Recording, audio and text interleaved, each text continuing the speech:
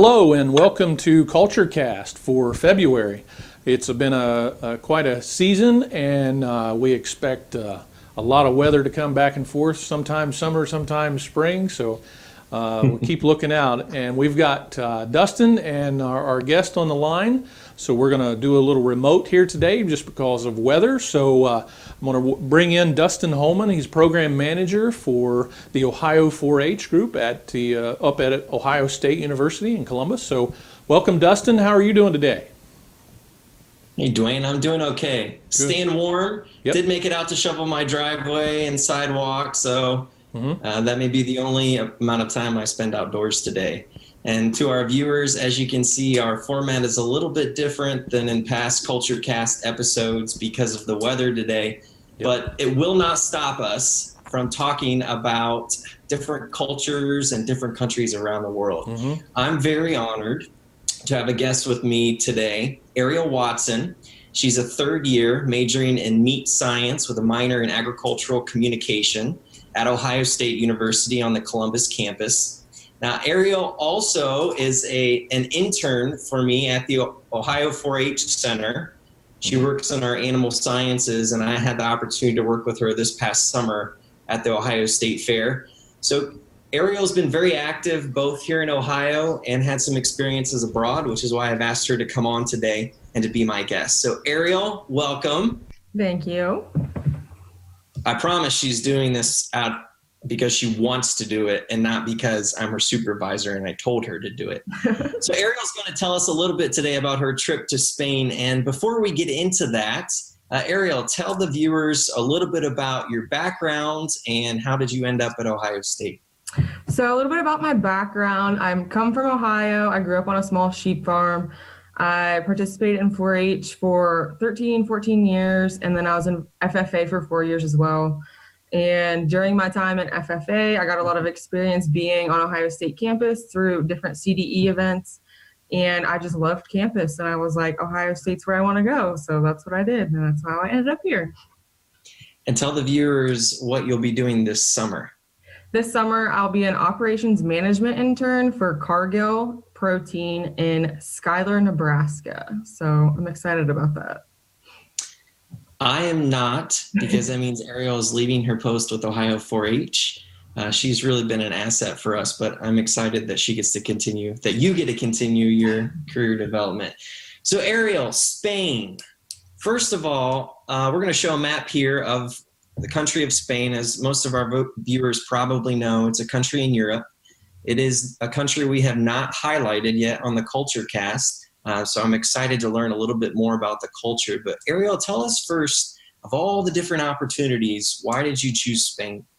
So I chose the Spain study abroad because the program name is Human and Animal Interactions, and that is a study abroad program that most aligns with things that I'm interested in. So I was like, yeah, I'm just going to go to Spain so I can learn more about human and animal interactions in a different country, because the first study abroad I went on, we didn't really do much with animals. We did a little bit, but not a lot. So. And where was that first one you went on? The first study abroad I went on was to Nicaragua. And before that experience, had you been abroad before? Never in my whole entire life. That's what I love to hear. You get these experiences, especially when you come to Ohio State, and the fact that you went to one and then went on another, I think it truly embodies the cliche of you catch a travel bug. So tell us a little bit more. I know you're involved with a student organization on campus who specifically tries to get students involved in study abroad. Tell us a little bit more about that.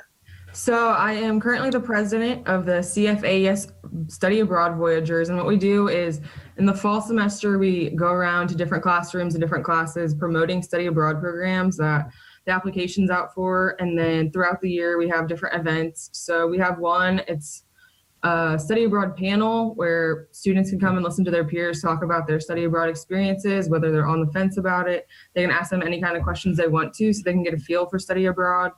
One of the new programs we had this year, we did a freshman workshop. So that way freshmen could come in and ask questions and we could go through applications with them on a one-on-one basis. We had a return student workshop. I wasn't able to go to that because I had another commitment that night, but that was for students who have been on study abroad programs, and they could ask questions to people from different companies that we had come in. They can ask them questions about how do I utilize this in my search for a career? How do I like exemplify this when I'm in an interview and things like that. So we've done a lot within the past year and a half to help promote study abroad even more than what we already have. And are you the current president of that organization? I'm the current president. Yeah, that's what I thought. I wanted to be sure that we slipped that in there. It's quite an accomplishment, and I think it's a great way to be able to promote these experiences for a lot of youth, especially within the College of Food, Agriculture, and Environmental Sciences, like yourself, who came in and had never been abroad before. I think there's some fears and some attention sometime about leaving the country, and you're just a great example of how one trip then led to another. So let's dig a little bit more into Spain and your experience. You've got some photos that you're going to share with us. Before I kick it over to you and to talk about some of these photos, just a little bit of background on Spain. We'll go to our next slide. The viewers may recognize the flag, especially with the Winter Olympics starting this evening. You may see some more of this flag across your television screen, hopefully not as much as the American flag. But Spain is a parliamentary constitutional monarchy, so very similar to the UK. It has a population of about 49 million people. So in relation to the U.S., California is the biggest state in the U.S. and has a population of 39 million. So Spain has about 10 million more people than our largest state in the U.S. The capital is Madrid. And Ariel, when you left the U.S., where did you fly into? We flew from Columbus to Dallas and then from Dallas into Madrid. And did you spend most of your time there, or did you travel around the country? No, so we pretty much hit a new city every day. So we started in Madrid and went south.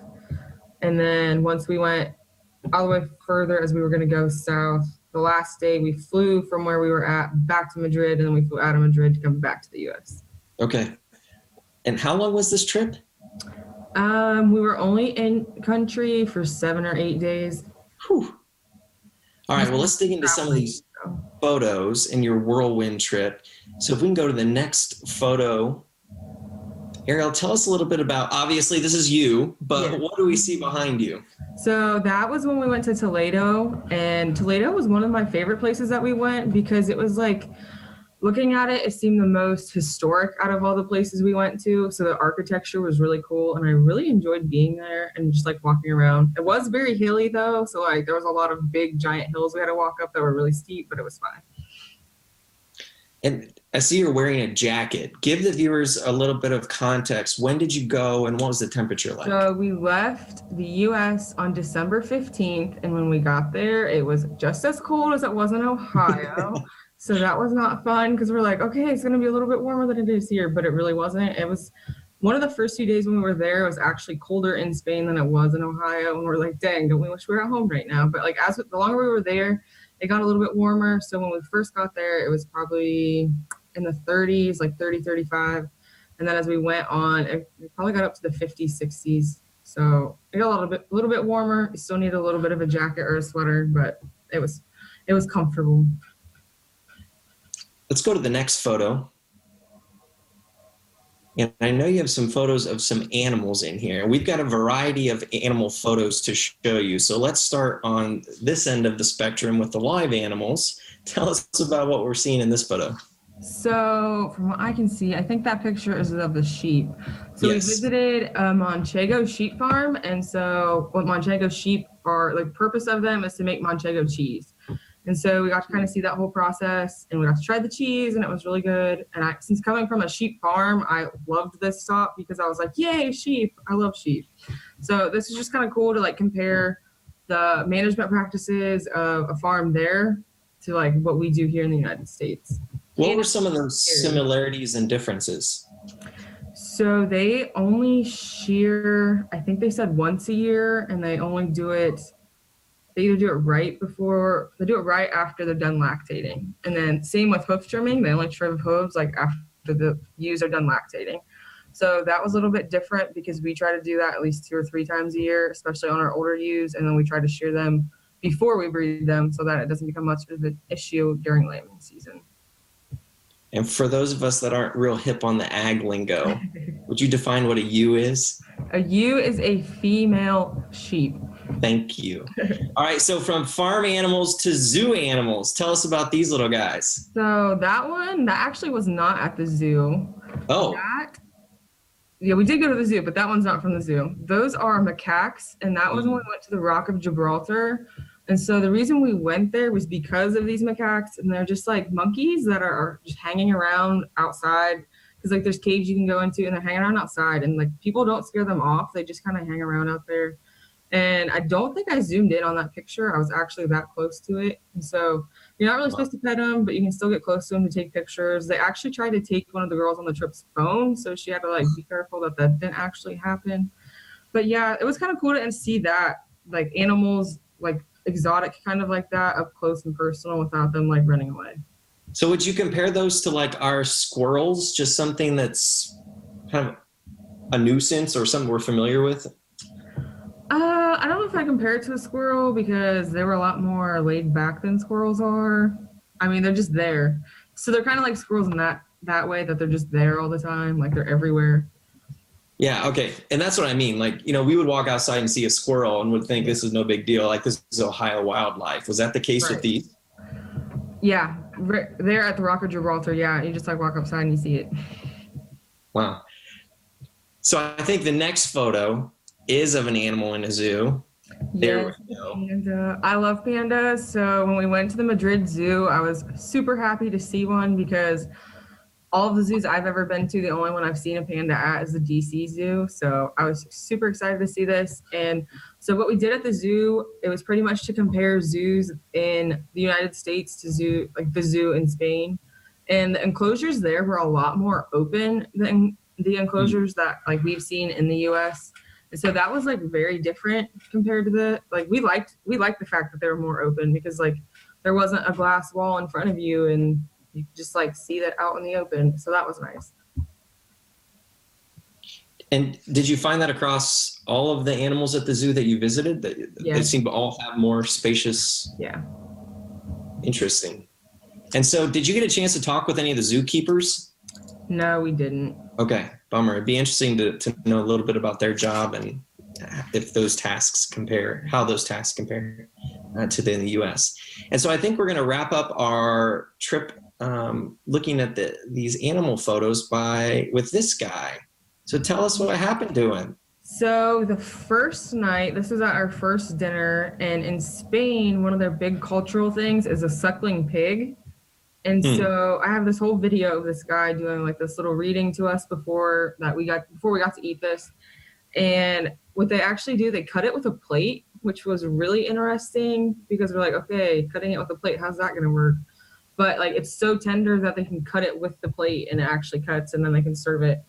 And it actually didn't even taste like pork. We kind of thought it tasted like chicken a little bit, but it was good. I thought it was good. Some people didn't like it and some did. It was just more of your own personal preference. But culturally, it was cool to see that. Do they serve an entire section of the pig to you? Yeah, it's about, I'm trying to think about how big it was.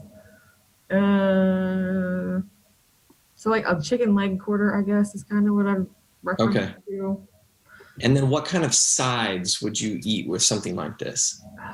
So they gave us, before this, they gave us this thing. It had like beans in it. We're not quite sure what it was. It had beans in it though. So that's kind of what came with it. There wasn't any other real sides except for that.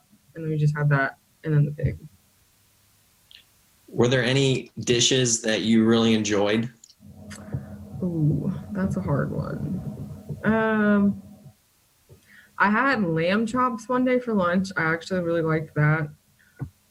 Surprisingly, all the French fries there were really good because like a lot of places we went, they served French fries and we're like, okay, French fries, this is going to be different. But no, they were like really good. So enjoyed those everywhere we went. Do they call them French fries? In Spanish, yes. And speaking of Spanish, I presume obviously Spanish is the most prevalent language there. However, did you find that people also were bilingual? and could speak English with you? Not a lot of them were. Like, you might have gotten lucky and found, like, when you're going into a restaurant, you might have been able to find one that could kind of make out some English, but most of the time they didn't know English. It was just Spanish. So how did you navigate menus? You just pointed out what you wanted. Some of the places, they would have an English menu, even though like none of the employees spoke English. They had an English menu, so then you could read it and then you could point to what you wanted, and then they knew, like, okay, this is what they want. But like on this trip, a lot of our dinners, like, we had to go out ourselves, and we didn't have the resident directors with us. We just went out in groups, and so we had to manage that ourselves. And that was probably the most stressful part about the trip, was trying to overcome that like language barrier when you're trying to like eat at a restaurant.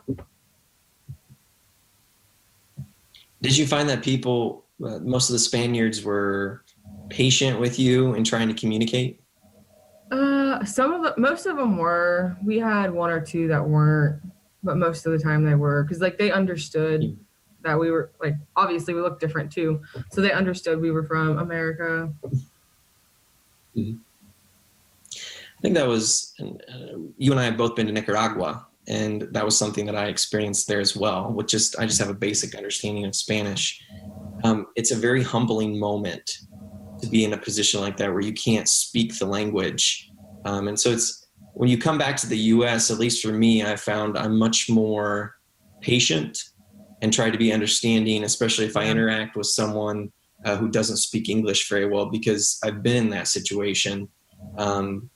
And so going on these study abroads puts you in situations like that you really wouldn't be able to experience here in the US and develop a whole new set of skills. So I appreciate you sharing that. Well, that kind of wraps up our animal tour. Now let's get to some of the architecture. These are some of my favorite photos to look at. Let's go to the next photo here. It looks like we have a Christmas tree, some Feliz Navidad. Yes, so that one was in Madrid, and this was probably the most modern place that we went. Madrid is a huge city. I've never been to New York City, but like some of the people on the trip were comparing it to that. There's just people everywhere, and then like lights everywhere, and then they have these trees everywhere. So I just took a picture of it because I thought it was really cool, and it just kind of showed like the modernization of Madrid itself compared to the other places we went. What do you mean by modernization? So like the other cities that we went to, like you could tell they had a little bit more of a historic feel to them, just by like the architecture of the buildings around and like the feel of the city itself. Whereas Madrid felt more modern because there was like a lot of nightlife there compared to the other places we went and stuff like that. And it looks like this was not a real Christmas tree. Was it? No. Did you use the lights? Yes. Okay, to make it look like that. Let's move on to the next photo. So that's the Plaza de Toro. I think that was in Madrid too. And so that is the bullfighting ring in Madrid, and we got to tour it, and that was really cool. They weren't doing bullfights when we were there, so we didn't get to watch that. But we did get to go around. We went around every floor in there, and we got to go sit in the little, I think it's like Coliseum part where the seats are. And our tour guide actually spoke English because he was a foreign exchange student, and he came to Ohio when he was a foreign exchange student. So that was kind of cool. But he spoke English, so we could ask him any kind of questions we wanted to. And he was really good at explaining it. And we got to go down where they held the bulls before fights too. So that was cool. He was like, I'm probably not supposed to take you down here, but I'm going to. We're like, okay. So the building that we're looking at, is the Coliseum part of it, like behind it or inside of it? Okay. That's literally just the front of it. It's all connected together, but that's just the front. That's just the entrance.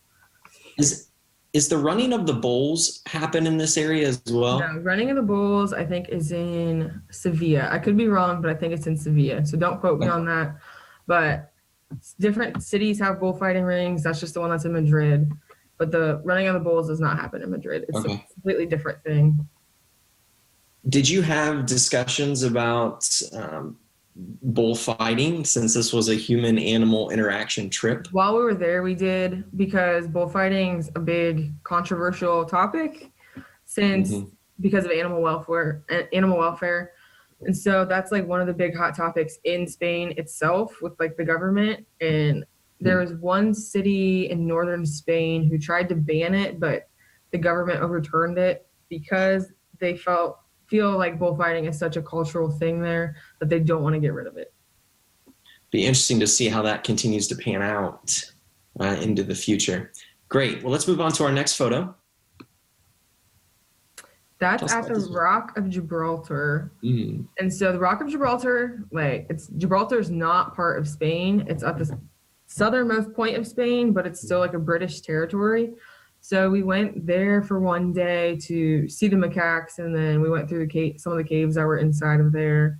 And then we got to kind of experience the culture of Gibraltar, which it was really weird because it was like the border between Gibraltar and Spain. So as soon as you cross over, people were speaking English in British accents, and it was like, okay, this is a little different because literally it's at the southernmost point of Spain, and no one in Spain has a British accent or speaks that much English. So it was a little different. Is this a British territory? Is that what you said? Yes. Interesting. So do you know that any history behind why this is still British controlled? We talked about it. I can't remember the full story on it. It had something to do with a war, and that British had it, gave it to Spain, Spain gave it back or something like that. And then after Spain got it back, Spain gave it back to the British. They wanted it back, but the British didn't want to give it back to them. It's something like that. You'd have to look it up for sure to get the full story. But yeah, it was really crazy. Okay. If our viewers are interested, you can Google it. Yes. And did you get a chance to visit the Canary Islands? No, we did not. Okay. Because I know that's also kind of an interesting situation where it's not attached to Spain, but it's part of Spanish territory. So again, that's a topic that you can Google. You could see Africa from where we were at, and was like, oh, well, let's just take a boat and go hit another one. But did you have to have a different visa to get into Gibraltar? No, just your passport. Okay. So Ariel, I always like to ask sometime during the Culture Cast 2 questions. So the first one being, what surprised you most about the Spanish culture? What surprised me most was probably their eating schedule, because it was really weird. So they don't eat breakfast till almost 10 o'clock in the morning. And then they don't eat lunch till 3 o'clock in the afternoon. And then they don't eat dinner until 8 or 9 o'clock at night.